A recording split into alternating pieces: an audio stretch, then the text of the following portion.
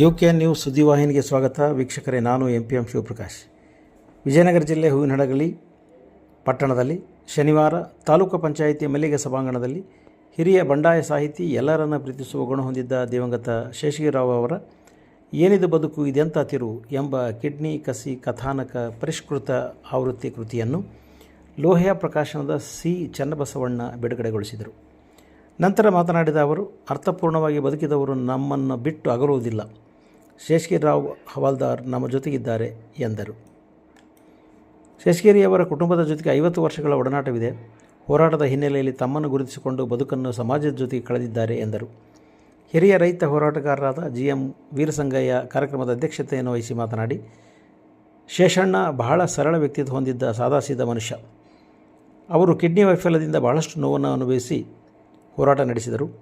ಅವರ ಕುಟುಂಬ ಕಲಾವತಿಯವರು ಕಿಡ್ನಿಯನ್ನು ಕೊಡುವ ಮೂಲಕ ಅವರಿಗೆ ಪುನರ್ಜನ್ಮವನ್ನು ಕೊಟ್ಟರು. ನಂತರ 7-8 ವರ್ಷಗಳ ಕಾಲ ಹೋರಾಟದಲ್ಲೇ ಅವರು ಜೀವನವನ್ನು ನಡೆಸಿದರು. ಅಷ್ಟು ನೋವಿನ ಮಧ್ಯದಲ್ಲಿ ಸಾಹಿತ್ಯ, ಸಮುದಾಯ, ಸಮಾಜವಾದಿ ಹೋರಾಟಗಳನ್ನು ಸಂಘಟಿಸಿ ಜನಸಾಮಾನ್ಯರ ಮಧ್ಯದಲ್ಲಿ ಶೇಷಣ್ಣನವರು ಇದ್ದರು ಎಂದರು. ಡಾಕ್ಟರ್ ಸಂದೀಪ್ ಅವರು ಏನಿದು ಬದುಕು ಇದೆಂಥ ತಿರುವು ಕೃತಿಯ ಬಗ್ಗೆ ಮಾತನಾಡಿ ಮಾಹಿತಿಯನ್ನು ನೀಡಿದರು. ಕಾರ್ಯಕ್ರಮದಲ್ಲಿ ಶ್ರೀಮತಿ ಕಲಾವತಿ ಶೇಷಗಿರಿರಾವ್, ಕವಿ ಹುರ್ಕಡ್ಲಿ ಶಿವಕುಮಾರ್, ಗಿರಿಧರ್ ಹವಾಲ್ದಾರ್, ಗಣೇಶ್ ಹವಾಲ್ದಾರ್, ರಂಗನಾಥ್ ಹವಾಲ್ದಾರ್, ಹನುಮಂತರಾವ್ ಹವಾಲ್ದಾರ್, ಶ್ರೀಕಾಂತ್ ಹವಾಲ್ದಾರ್, ಸಮತಾ ಹವಾಲ್ದಾರ್, ಮಮತಾ ಹವಾಲ್ದಾರ್ ಸೇರಿದಂತೆ ಅಭಿಮಾನಿಗಳು ಕಾರ್ಯಕ್ರಮದಲ್ಲಿ ಉಪಸ್ಥಿತರಿದ್ದರು. ಕವಿ ಪೀರ್ಭಾಷಾ ಅತಿಥಿ ಪರಿಚಯ ಮಾಡಿದರು. ರಂಗನಾಥ್ ಹವಾಲ್ದಾರ್ ಸ್ವಾಗತಿಸಿದರು. ಗಣೇಶ್ ರಾವ್ ಹವಾಲ್ದಾರ್ ನಿರೂಪಿಸಿದರು. ಖಾದರ್ ಭಾಷಾ ವಂದಿಸಿದರು.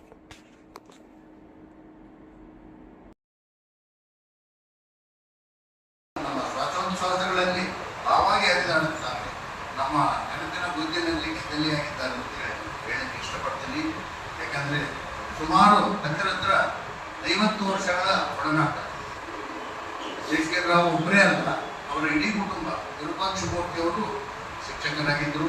ಅವರು ನಾನು ಅರವಿಭವನಹಳ್ಳಿಯಲ್ಲಿ ಕೆಲಸ ಮಾಡುವಾಗ ನಿರಂತರವಾಗಿ ಇಡೀ ಚಿಕ್ಕಪ್ಪಂದಿರು, ದೊಡ್ಡಪ್ಪಂದಿರು ಎಲ್ಲರೂ ಕೃಷ್ಣಮೂರ್ತಿರಾವ್ ಆಗಿರ್ಬೋದು, ಗೋವಿಂದರಾವ್ ಆಗಿರ್ಬೋದು, ಎಲ್ಲರ ಇದೇ ತಾನೇ ಕಾರ್ಯಕ್ರಮ ಶುರುವಾದ ಸಂದರ್ಭದಲ್ಲಿ ನಮ್ಮ ಗಿರಿ ಅಂತಲೇ ಕರೆದು ಗಿರಿಧರ್ ರಾವ್ ಹವಾಲ್ದಾರ್ ಕುಟುಂಬ ಸಮೇತ ಬಂದು ಕೊನೆಯ ಸಾಲಿನಲ್ಲಿ ಕೂತ್ಕೊಂಡಿದ್ದಾರೆ.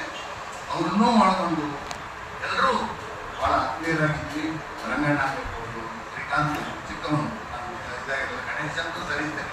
ಯಾಕಂದರೆ ನಾವೆಲ್ಲ ಒಟ್ಟಿಗೆ ಒಡನಾಡಿದವು. ಪೀರ್ಭಾಷಾ ಇಲ್ಲಿ ಹೂವಿನಹಳ್ಳಿಯವರಾಗಿದ್ದು ಕೂಡ ಪಿಂಜಾರವೋಣಿಯ ಪೀರ್ಭಾಷಾ, ನಾವೆಲ್ಲ ಕರೆದು ಪಿಂಜಾರವೋಣಿಯ ಪೀರ್ಭಾಷಾ. ಹಾಗೆ ಎಲ್ಲ ಬಂದು 78, 79 ಖಚಿತವಾಗಿ ಹೇಳ್ಬೇಕಂದ್ರೆ MP ಪ್ರಕಾಶ್ ಅವರು 78ರ ಚುನಾವಣೆಯಲ್ಲಿ ಸೋತಾಗ ಇಲ್ಲಿ ಮತ್ತೆ ಕ್ರಿಯಾಶೀಲವಾಗಿ ಅವರು ಚಟುವಟಿಕೆಗಳು ಇದ್ದೇ ಇರ್ತಾವೆ. ಯಾವತ್ತೂ ಚುನಾವಣೆ ಬರ್ತಾವ ಹೋಗ್ತಾವ, ಸೋಲು ಗೆಲುವು ಇದ್ದದ್ದೇ. ಬಹಳ ಕಾರ್ಯಕ್ರಮಗಳು ಏಕಕಾಲದಲ್ಲಿ MP ಪ್ರಕಾಶ್ ಅವರು ಇಲ್ಲಿ ಕಾರ್ಯಕ್ರಮಗಳನ್ನು ಕೊಟ್ಟಿದ್ರು. ನಿಗಿನಿಗೆ ಕೆಟ್ಟದಂತ ಶೇಷಗಿರಿ ಅವರ ಗುರುಗಳಾಗಿರ್ತಕ್ಕಂಥ SSರೇಮಂಡು ಕ್ರಾಂತಿಯ ದೊಡ್ಡ ಪಡೆಯನ್ನೇ ಇಲ್ಲಿ ನಿರ್ಮಿಸಿದ್ರು. ಹಲವಾರು ಸಾರಿ ಈ ಹೂವಿನಹಡಗಲಿಯ ಈ ಧರ್ಮಭೂಮಿಗೆ ನಾನು ಹಲವಾರು ಕಾರಣಕ್ಕಾಗಿ ಹಲವಾರು ಸಂದರ್ಭಗಳಲ್ಲಿ ನಾನು ಇವತ್ತು ರಾಜ್ಯಸಭಾ ಸದಸ್ಯರಾಗಿ ಹವಾಲ್ದಾರ್ ವಿರೂಪಾಕ್ಷಮೂರ್ತಿ ಅವರು ನಮಗೆ ಟೀಚರ್. ಅವ್ರು 7ನೇ ತರಗತಿಯಿಂದ ಒಂದು ಮಾತಾಡಿದ್ರು. ನಾವೆಲ್ಲ ಹೊರಗೆಲ್ಲ ಮಾತಾಡಿದ್ರೆ ನಮ್ಮ ಜೈಲಿಗೆ ಹಾಕ್ತಾರೆ ಮಾತೊಂದು ಒಂದು ಕ್ಲಾಸ್ ಟೈಮ್. ಅದು ಒಂದೇ ವಿಚಾರ ನನಗೆ ಶುರುವಾತ್ ರೋಗ ಅಥವಾ ಜಾಗೃತಿ. ಅದು ಎಮರ್ಜೆನ್ಸಿ ಅಂದ್ರೆ ಏನು, ಇದು ಏನಂತ ಅಂತ ಹೇಳಿದಾಗ ನಮ್ಮ ಅಕ್ಕನ ಗಂಡ ಲಂಕೇಶ್ ಪತ್ರಿಕೆ ತರಿಸ್ತದ ಪ್ರತಿದಿನ. ಅದು ಆತ ನಮ್ಮ ಅಕ್ಕನ ಕರ್ಕೊಂಡು ಹೋಗೋ ಪರಿಸ್ಥಿತಿ ಇದ್ದಿಲ್ಲ. ಗೌರಮ್ಮ ಅಂತ ನಮ್ಮ ಅಕ್ಕ. ಆಮೇಲೆ ವಿಲೇಜ್ ಕಂಡ್ರೆ ಆದ್ಮೇಲೆ ಅದು ಬೇರೆ ಮನೆ ಮಾಡ್ಕೊಂಡ ನಮ್ಮ ಮನೆಗೆ ಇರ್ತದ. ಆತ ಲಂಕೇಶ್ ಪತ್ರಿಕೆ ತಂದು ಮನೆಗೆ ಇರ್ತದ. ನಾನು ಕನ್ನಡದಾಗ ಯಾವಾಗಲೂ ಅದೇ ಫಸ್ಟ್ ಮೊದಲನೇ ಸ್ಥಾನದಾಗ ಇದ್ದೆ. ನನಗೆ ವೀಕ್ ಅಂದ್ರೆ ಗಣಿತ ಒಂದ. ಅವನು ತಂದಾಗ ಇದನ್ನೆಲ್ಲ ಓದಕ್ಕಿದ್ದೆ. ಲಂಕೇಶ್ ಓದ್ತಾ ನನಗೆ ಗೊತ್ತಿಲ್ಲದಂಗೆ ನಾನು ಒಂದು ಕ್ರಾಂತಿಯ ದಾರಿಯಲ್ಲಿ ಇದ್ದೆ. ಆದ್ರೆ ದಿಕ್ಕು ದೇಶಕ್ಕೆ ಗೊತ್ತಿರಲಿಲ್ಲ. ಮತ್ತೆ ಈ ಹವಾಲ್ದಾರ್ ಕುಟುಂಬಕ್ಕೂ ವಿರೂಪಾಕ್ಷಮೂರ್ತಿನೇ ತಂದೆ ಅಂತ ನನಗೂ ಗೊತ್ತಿರಲಿಲ್ಲ. ಹಂಗೆ ಒಳ್ಳೆ ಬಂದು ಜಾಗೃತಿ ಆಯ್ತು. ಮುಂದೆ ಚಳುವಳಿಗಳು ಬೆಳೆದು ಏನ್ ಮಾಡ್ಬೇಕಂತ ತೋಚಿದಂತ ಸಂದರ್ಭದಲ್ಲಿ ನಾವು ಚನ್ನಬಸಣ್ಣ ಡಾಕ್ಟರ್ ಕೊಟ್ರೇಶ್ ಅವರು ಕೂತ್ಕೊಂತಿದ್ವಿ. ಪ್ರಾರಂಭದಲ್ಲಿ ದಲಿತ ಸಂಘಟನೆ ಮಾಡಕ್ ಹೇಳಿದ್ರು. ಅದನ್ನ ನಾವು ವಿಂಗಡಣೆ ಸ್ಟಾರ್ಟ್ ಮಾಡ್ಬೇಕು ಅನ್ನೋದ್ರಾಗ ನಮಗೆ ತಂಬ್ರಳ್ಳಿ ಒಂದು ಕಾರ್ಯಕ್ರಮ ಹೇಳಿದ್ರು. ಆ ಕಾರ್ಯಕ್ರಮಕ್ಕೆ ಹೋದೆ. ಅವಾಗ ಶೇಷಣ್ಣರು ಇನ್ನೊಂದು ಮತ್ತೊಂದು ಇವರೆಲ್ಲ ಕರ್ಕೊಂಡೋಗಿ ಒಂದು ಕೃಷ್ಣಮೂರ್ತಿ ಅವರ ಮೇಸ್ಟ್ ತೆಗಿನ ತಂಬ್ರಳ್ಳಿ ಕರ್ಕೊಂಡೋಗಿ ಚಿತ್ರನ ಕೊಟ್ಟು ಊಟದ ಬಹಳ ಕಷ್ಟ ನಮಗೆ. ಚಿತ್ರನ ಬಹಳ ಫಸ್ಟ್ ಊಟ ಮಾಡಿದ್ರು. ಆಗ ಅಲ್ಲಿಂದ ಶುರುವಾಯ್ತು ನಮ್ಮ ಜ್ಞಾನ. ಹಂಗೆ ಮುಂದರಿದ್ವಿ. ಶೇಷಣ್ಣ ಅದು ಒಂದು ಕಾಲಘಟ್ಟ, ಚಳುವಳಿ ಬರ್ಬೇಕು, ಅದು ಒಂದು ಕಾಲಘಟ್ಟ, ಅಲ್ಲಿ ಸ್ಟಾಪ್. ಅದನ್ನ ಹೇಳಿದ ಮತ್ತೆ ಒಂದಿನ ಆಗತ್ತೆ ಬೇಡ, ಯಾಕಂದ್ರೆ ಈಗ ಇನ್ನೊಂದು ಅರ್ಧ ಗಂಟೆ ಮುಕ್ಕಾಲು ತಕ್ಷಣ ಗುಟ್ಟು ಕೊಡ್ಬೇಕಲ್ಲ ನಮ್ಗೆ. ಆ ಕಾರಣಕ್ಕೆ ನೆಕ್ಸ್ಟ್ ನಾನು ಮಾರ್ಕ್ಸ್ವಾದಿ ಕಮ್ಯುನಿಸ್ಟ್ ಪಕ್ಷ ಬಿಟ್ಟ ಮೇಲೆ ರೈತ ಸಂಘ ಸೇರಿದೆ. 98ರಲ್ಲಿ ನಾವು ಶಿವಕುಮಾರ್ ಅವರು ರೈತ ಸಂಘ ನಿರ್ಮಾಣ ಮಾಡಿದ್ವಿ. ಸಮಾನ ವಿದ್ಯುತ್ ನೀತಿಯಾಗಿ ಹೋರಾಟ 2003ರಲ್ಲಿ 2001 ಸ್ಟಾರ್ಟ್ ಆಯ್ತು.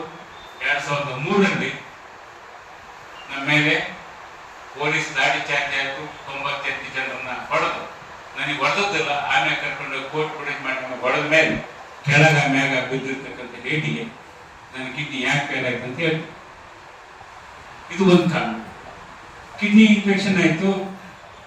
ಶೇಷಣ್ಣ ಅದೇ ಕಿಡ್ನಿ ಸಮಸ್ಯೆಯನ್ನು ಅನುಭವಿಸ್ತಾ ಇದ್ರು. ಟ್ರಾನ್ಸ್ಪ್ಲಾಂಟ್ ಬೇರೆ ಆಗಿತ್ತು.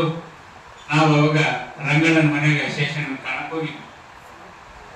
ಅದು ಶೇಷಣ್ಣ ಬಹಳ ಸ್ಪಷ್ಟವಾಗಿ ಕ್ರಿಯೇಟಿನ್ ಎಷ್ಟಾಯ್ತು ಅಂತ ಒಗ್ಗೋದಿನ ಮಂಜ ಕ್ರಿಯೇಟಿನ್ ನನಗೆ ಹೋಗಿ ಕುಂತರಿಗೆ ಅದು ಅವಲ್ದಾರ ಅಂತ ಬಿಟ್ಟು ನೋಡಿದ್ರೆ ಯಾರಿಗಾದ್ರು ಕ್ರಿಯೇಟಿನ್ ಅಂದ್ರೆ ಏನು ಗೊತ್ತಾಯ್ತಾ?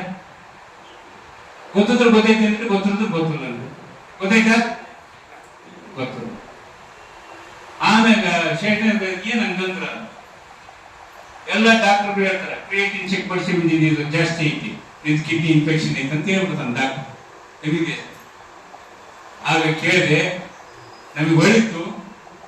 ಬಹಳ ಮುಖ್ಯವಾಗಿ ಕಿಡ್ನಿ ಫೇಲ್ ಆಗಕ್ಕೆ 4 ಕಾರಣಗಳು.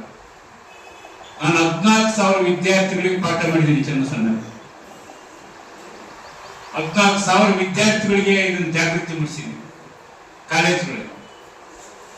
ಮೊದಲನೇದು ಕ್ರಿಯೇಟಿನ್ ಅಂದ್ರೆ ಏನು, ಕಿಡ್ನಿ ಕೆಲಸ ಏನು, ರಕ್ತವನ್ನ ಪರಿಶುದ್ಧ ಮಾಡತಕ್ಕಂಥ ಸೋಸುವ ಕೆಲಸ ಮಾಡೋದು. ರಕ್ತದಲ್ಲಿರೋ ವಿಷಾಂಶವನ್ನ ಹೊರಗಾಗ್ತಕ್ಕಂಥದ್ದು ಕಿಡ್ನಿ ಕೆಲಸ. ರಕ್ತ ಅಲ್ಲಿ ಬಂದು ಸಂಚರಿಸ್ತಾನೆ ಇರ್ತದೆ, ಅದು ಹೊರಗಾಗ್ತಾ ಇರ್ತದೆ. ಇಷ್ಟೆಲ್ಲ ಹೊರಗಾಕಿದ್ರು ಕೂಡ ನಮ್ಮ ರಕ್ತದಲ್ಲಿ ವಿಷಾಂಶ ಎಷ್ಟಿರ್ಬೋದು ಅಂದ್ರೆ 1.2 ಇರ್ಬೋದು. ಅದನ್ನೇ ಕ್ರಿಯೇಟಿನ್ ಅಂತ ಹೇಳಿ ಮೆಡಿಕಲ್ ಭಾಷೆ ಕರೀತಾರೆ. ಅದನ್ನ 80 ರೂಪಾಯಿ ಕೊಟ್ಟು ನೀವು ಬ್ಲಡ್ ಚೆಕ್ ಮಾಡಿಸಿದ್ರೆ ಅದು 1 ಪಾಯಿಂಟ್ ಒಳಗಿದ್ರೆ 1.2 ಒಳಗಿದ್ರೆ ನಿಂದು ಕಿಡ್ನಿ ಸರಿ ಐತೆ ಅಂತ ಅರ್ಥ. ಅದ್ರ ಮೇಲ್ಪಟ್ಟಂದ್ರ ಸೋಸ ಹರಿಗಿ ನಾಶ ಆಗೈತಿ, ಸ್ವಲ್ಪ ಇನ್ಫೆಕ್ಷನ್ ಆಗೈತೆ ಅಂತ ಅರ್ಥ. ಈಗ ಇದನ್ನ ಕ್ರಿಯೇಟಿನ್